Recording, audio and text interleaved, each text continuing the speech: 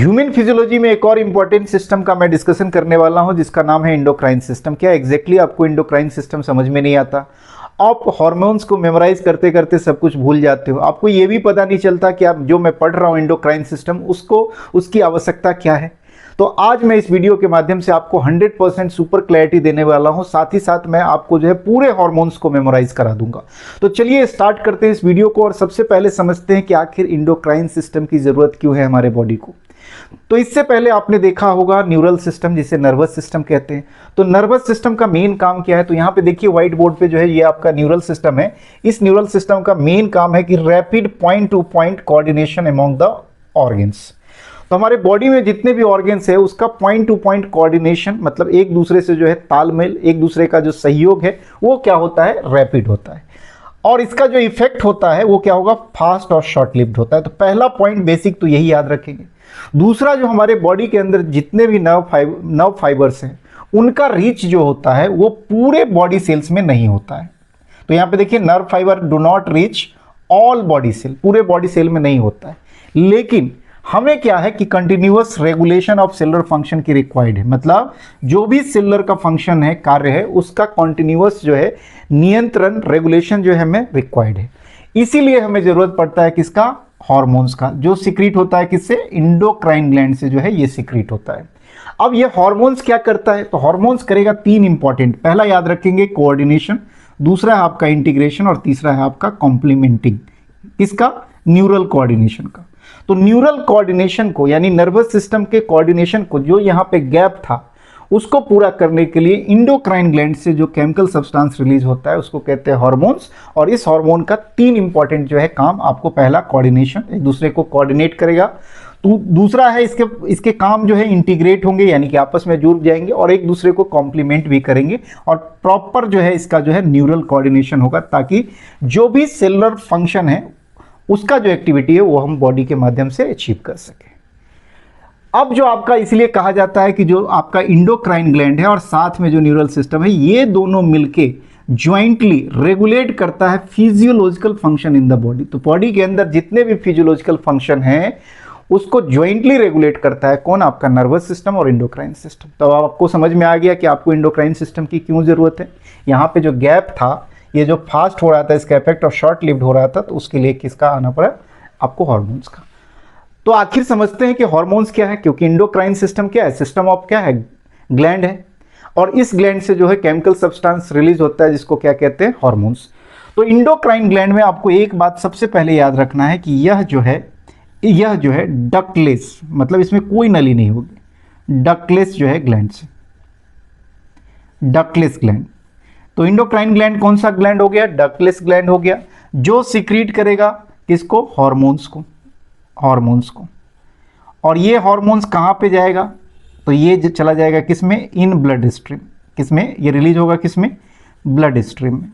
तो blood stream में, और ब्लड स्ट्रीम से जहां भी टारगेट ऑर्गन से वहां तक ये पहुंच के अपना एक्शन करेगा। टारगेट ऑर्गन्स के पास जाएगा और जो इसका एक्शन है वो काम करेगा।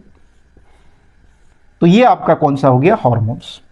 अब हार्मोन्स क्या है? तो केमिकल सब्सटेंस, ये मैं पहले ही आपको बता दिया हूं, जो एक्ट करता है इंटरसेलुलर। याद रखेंगे एक वर्ड, इंटरसेलुलर मैसेंजर। तो यहां पे लिख देता हूं कौन सा? इंटरसेलुलर मैसेंजर की तरह कौन काम करता है?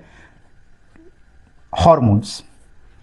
और ये हार्मोन्स जो होता है, इसका जो है वर्क जो होता है स्पेसिफिक होता है। तो ये याद रखेंगे, स्पेसिफिक। दूसरा पॉइंट याद रखेंगे, नॉन न्यूट्रिएंट होता है। नॉन न्यूट्रिएंट का मतलब इसमें कोई न्यूट्रिशनल वैल्यू नहीं होता है, इससे आप एनर्जी नहीं ले सकते। ये नॉन न्यूट्रिएंट होता है, कई बार क्वेश्चन पूछा गया है। और ट्रेस अमाउंट में होता है। ट्रेस मतलब बहुत ही कम अमाउंट में जो है बॉडी में ये प्रेजेंट होता है। तो ये आपको हार्मोन्स के बारे में हो गया। तो अभी तक आपको क्या समझ में आ गया कि एंडोक्राइन ग्लैंड जो है क्यों जरूरत है हमारे बॉडी में? क्योंकि हमें क्या करना है? ज्वाइंटली रेगुलेट करना है जितने भी फिजियोलॉजिकल फंक्शन है किसमें? बॉडी में। इसके साथ इंटीग्रेट करके, जोड़ के, ये न्यूरल सिस्टम के साथ। तो न्यूरल सिस्टम और एंडोक्राइन सिस्टम ये काम करे। हार्मोन्स क्या है ये भी आपको मैंने बता दिया। अब हम लोग क्या करते हैं, एक एक करके जितने भी ग्लैंड्स हमारे बॉडी में उपस्थित है उसके हार्मोन्स को पहले समझ लेते हैं। एक्चुअली होता क्या है कि आप एक ही बार में अलग अलग जाके पढ़ने लगते हो ना, कि सारे हार्मोन्स को भी पढ़ लेते हैं, उसके फंक्शन को भी पढ़ लेते हैं, तो आप क्या है इसमें हौच पौच हो जाता है। तो मैं क्या करता हूं, फॉर द बेटर क्लैरिटी मैं आपको बर्ड व्यू दे रहा हूं, हेलीकॉप्टर व्यू दे रहा हूं, ताकि आप जो है पूरा का पूरा जो है एकदम हॉलिस्टिक अप्रोच के साथ जो है इसको पढ़ सको। तो यहां पे मैं थोड़ा सा जगह बना लेता हूं और देखिए डक्टलेस ग्लैंड को सबसे पहले देखते हैं कि उसमें कौन सा हार्मोन हम लोग पढ़ने वाले हैं। तो पहला जो है ग्लैंड है, इसको यहाँ पे देखिए, ये पहला जो है आपका कौन सा है, इसमें पढ़ना है हाइपोथैलेमस। आपको हाइपोथैलेमस पता है कि ये फोर ब्रेन का पार्ट है ना। इसको डायनसेफलन का क्या है, बेसल पार्ट है, तो फोर ब्रेन का पार्ट है। अब इससे कौन हार्मोन रिलीज होगा, तो याद रखिएगा इससे दो हार्मोन रिलीज होता है। एक है आपका रिलीजिंग हार्मोन, तो यहां से ध्यान रखिएगा आपसे, रिलीजिंग हार्मोन का क्या होगा, पॉजिटिव इफेक्ट होगा। और दूसरा होगा इसका इनहिबिटरी हार्मोन। एकदम मैं बेसिक से बता रहा हूं आपको, इसलिए हेडिंग भी क्या है देख लो, basics of human endocrine system. और ये जो है इसका इफेक्ट क्या होगा, माइनस इफेक्ट होगा। मतलब एक जो है स्टिमुलेट करेगा तो दूसरा क्या होगा, इनहिबिट करेगा, रोकेगा। इसलिए आप देखोगे कई सारा बुक जो है इसको लिखता है हाइपोथैलेमस को सुप्रीम कमांडर। इसको क्या लिखता है, सुप्रीम कमांडर। क्यों कहते हैं सुप्रीम कमांडर, क्योंकि ये जो है ये कंट्रोल करता है रेगुलेशन ऑफ किसका, पिट्यूटरी ग्लैंड का। जो आपका कौन सा ग्लैंड है, मास्टर ग्लैंड है। अभी बात करेंगे इसके जस्ट बाद। ये मास्टर जो ग्लैंड है इसको स्टिमुलेट और इनहिबिट करने का काम कौन करता है, हाइपोथैलेमस। इसलिए जो सबसे सुप्रीम है वो कौन सा है आपका, सुप्रीम कमांडर, ये हाइपोथैलेमस। अब आपको रिलीजिंग हार्मोन में आपको याद रखना है GnRH ये हार्मोन। और इसके एग्जाम्पल्स याद रखने हैं, इनहिबिटरी हार्मोन का आपको याद रखना है सोमेटोस्टेटिन, इसको याद रखें, इसके एग्जाम्पल्स हो जाएंगे सोमेटोस्टेटिन। तो रिलीजिंग हार्मोन क्या कराएगा, तो ये क्या है, GnRH, फुल फॉर्म क्या होगा, गोनेडोट्रोपिन रिलीजिंग हार्मोन। ये क्या करेगा, इसका काम होगा कि ये रिलीज करवाएगा जो भी हार्मोन्स रिलीज कराने हैं पिट्यूटरी ग्लैंड से, जिस फिजियोलॉजिकल फंक्शन की जरूरत है उसके हिसाब से जो है रिलीज कराएगा। और सोमेटोस्टेटिन क्या करेगा, जब रिलीज होगा उसको इनहिबिट करेगा। जैसे इसका काम है कि ये GH को क्या करता है, जो आपका ग्रोथ हार्मोन है, इनहिबिट करता है, रोकता है, इनहिबिट फ्रॉम पिट्यूटरी ग्लैंड। तो क्लियर हो गया आपको, पिट्यूटरी ग्लैंड। तो ये आपको याद रखना है, ये कौन सा है आपका, ये हो गया आपका हाइपोथैलेमस। अब जो सेकंड में है मास्टर ग्लैंड, ये सबसे मेजर ग्लैंड है, आपको याद रखना है। ऑलमोस्ट जितने भी हार्मोन का रिलीज है ये सब यहीं से कंट्रोल होता है। तो पिट्यूटरी ग्लैंड में ये मैं बताने जा रहा हूं, पिट्यूटरी ग्लैंड में आप जस्ट एरो पे ध्यान रखिएगा, पिट्यूटरी ग्लैंड यहां मैं बता रहा हूं आपको। तो पिट्यूटरी ग्लैंड में दो पार्ट है, आपने सुन रखा होगा। एक है आपका इंटीरियर पिट्यूटरी, तो यहां पे लिखता हूं मैं इंटीरियर पिट्यूटरी, और दूसरा है आपका पोस्टीरियर पिट्यूटरी। तो इंटीरियर पिट्यूटरी से जो देखेंगे, इससे जो है आप याद रखेंगे कि इससे जो है छह हार्मोन्स रिलीज होते हैं। और आपका जो पोस्टीरियर पिट्यूटरी है, इससे कितने हार्मोन्स रिलीज होंगे, 2। तो देखते हैं 6 कौन कौन से हैं। तो 6 देखिए इसमें कौन कौन से हैं, आपको याद रखना चाहिए। एक हो गया आपका LH, दूसरा हो गया आपका प्रोलैक्टिन, तो PRL लिख लो इसको, PRL। तीसरा देखिए आपका GH हो गया, चौथा देखिए ACTH हो गया, पांचवा देखिए आपका LH हो गया, और छठा क्या हुआ, FSH हो गया। सबको मैं बता देता हूं, आप लिख सकते हैं फुल फॉर्म। LH जो होगा आपका ल्यूटिनाइजिंग हार्मोन होगा, तो यहां पे लिख देता हूं LH बराबर ल्यूटिनाइजिंग, तो याद रखेंगे ल्यूटिनाइजिंग हार्मोन। उसके बाद है PRL, ये है आपका प्रोलैक्टिन। उसके बाद है आपका GH, इसको तो जानते होंगे, ग्रोथ हार्मोन, तो यहाँ पे लिख देता हूँ ग्रोथ हार्मोन। उसके बाद है ACTH, एड्रीनोकॉर्टिकोट्रॉपिक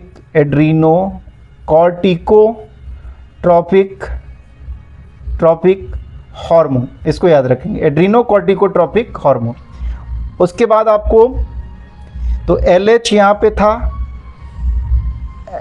PRL था, GH था, यहाँ पे ACTH था, तो इसको कर लीजिए TSH। यहाँ पे क्या कर लेंगे TSH। TSH क्या होगा, थायराइड स्टिमुलेटिंग हार्मोन, तो यहाँ पे थायराइड स्टिमुलेटिंग, यहाँ पे याद रखेंगे स्टिमुलेटिंग हार्मोन। और लास्ट में आपका कौन सा था, FSH, फॉलिकल स्टिमुलेटिंग हार्मोन, तो यहाँ पे लिख देता हूँ फॉलिकल स्टिमुलेटिंग हार्मोन, इतना याद रखें, है ना। तो ये आपका जो है किससे, इंटीरियर पिट्यूटरी से रिलीज हो रहा है। ये एक में क्या था LH, दूसरे में क्या है PRL, तीसरे में GH, चौथे में ACTH, पांचवें में TSH और छठा में क्या है FSH, इसको याद रखें। पोस्टीरियर पिट्यूटरी से जैसा मैंने कहा 2 हार्मोन आपको याद रखना है, तो पोस्टीरियर पिट्यूटरी में एक रखेंगे ऑक्सीटोसिन, और दूसरा आपका कौन सा, वैसोप्रेसिन, तो यहाँ पे लिख देता हूँ वैसोप्रेसिन। वैसोप्रेसिन का दूसरा नाम जो है ADH होता है, इसको याद रखेंगे, एंटी डायूरेटिक हार्मोन। तो 6 हो गया आपका किससे, इंटीरियर पिट्यूटरी से, 2 हो गया किससे, पोस्टीरियर पिट्यूटरी से। तो 2 आपका जो है ग्लैंड क्लियर हो गया। पहला कौन सा था, हाइपोथैलेमस, और दूसरा था कौन सा, पिट्यूटरी ग्लैंड। अब मैं थोड़ा सा और जगह बना लेता हूं ताकि इसी बोर्ड पे आपका सारा कनेक्ट हो जाए। आप स्क्रीनशॉट लेना चाहते हो तो ले लीजिए। अब इसको आगे बढ़ते हैं और समझते हैं। तो 2 आपका तो हो गया। अब देखिए जो छोटे छोटे उससे ग्लैंड है उसमें देखते हैं। तो आपका होगा पहला कौन सा, पीनियल ग्लैंड। तो ये देखिए थर्ड पे क्या है, पीनियल ग्लैंड। ये सिक्रीट करेगा किसको, मिलेटोनिन का, है ना, इसको याद रखें। चौथा है आपका थायराइड ग्लैंड। अब थायराइड ग्लैंड किसको सिक्रीट करेगा, तो देखिए यहाँ पे, तो इसमें 2 सिक्रीशन होगा, एक होगा आपका T4 एंड T3। T4 वाला जो होता है इसी को कहते हैं थायरॉक्सिन, और T3 जो होगा वो ट्राई आयोडोथायरोनिन, इसको याद रखेंगे, ट्राई आयोडोथायरोनिन। तो ये क्या हो जाएगा, T4 हो जाएगा टेट्रा आयोडोथायरोनिन। बस पूरी अच्छी तरीके से आप याद रखिए। पैराथायराइड हार्मोन जो होता है, पैराथायराइड हार्मोन को रिलीज करता है, शॉर्ट में इसको बोलते हैं PTH। ये पैराथायराइड आपने सुन रखा हुआ, क्या करता है, कैल्शियम लेवल को क्या करता है, सर्कुलेटिंग कैल्शियम लेवल को क्या करता है, ये बैलेंस करता है, इसको याद रखें। थाइमस ग्लैंड में देखिए ये प्रोड्यूस करेगा कौन सा, तो थाइमोसिन, इसको याद रखेंगे, है ना। ये क्या है, टी लिम्फोसाइट का डिफ्रेंशिएशन करता है, टी लिम्फोसाइट का क्या करेगा, डिफ्रेंशिएशन करता है, डिफ्रेंशिएशन। और इसका वर्क किस में है, बी लिम्फोसाइट्स में भी है, तो आप इसको याद रखिएगा। तो सेल मेडिएटेड इम्यूनिटी और आपका जो है एंटीबॉडी मेडिएटेड इम्यूनिटी, जिसको ह्यूमोरल इम्यूनिटी कहते हैं, वो उसको रेगुलेट कौन करेगा, थाइमोसिन, तो ये याद रखें। एड्रिनल ग्लैंड मोस्ट VBI है आपका, देखिए एड्रिनल ग्लैंड, इसमें 2 पार्ट है, एक है आपका एड्रिनल मेडुला, तो यहाँ पे लिख देता हूँ एड्रिनल मेडुला। एड्रिनल मेडुला से जो है आपका 2 हार्मोन रिलीज होगा, एक होगा आपका एड्रीनेलिन, और दूसरा होगा आपका नॉर एड्रीनेलिन, इसको याद रखेंगे, नॉर एड्रीनेलिन। एड्रेनलिन को बोलते हैं इपिनेफ्रिन भी बोलते हैं, इपिनेफ्रिन, इसको याद रखेंगे, और इसको बोलते हैं नॉर इपिनेफ्रिन। ये आपने सुन रखा होगा और इसको याद, कंबाइन जो है इपिनेफ्रिन और नॉर इपिनेफ्रिन को कंबाइन करके क्या करते हैं, कहते हैं कैटेकोलामाइंस, तो इसको याद रखिए, कई बार क्वेश्चन पूछा है, ये क्या होगा, कैटेकोलामाइंस। मोस्ट VBI क्वेश्चन आप यहां से तैयार कर सकते हो। चलिए अब इसका देखिए जो कॉर्टेक्स है, एड्रिनल कॉर्टेक्स। अब इस एड्रिनल कॉर्टेक्स से भी 2 हार्मोन रिलीज होता है, आपने सुन रखा होगा, एक होगा आपका मिनरेलोकॉर्टिकॉइड्स,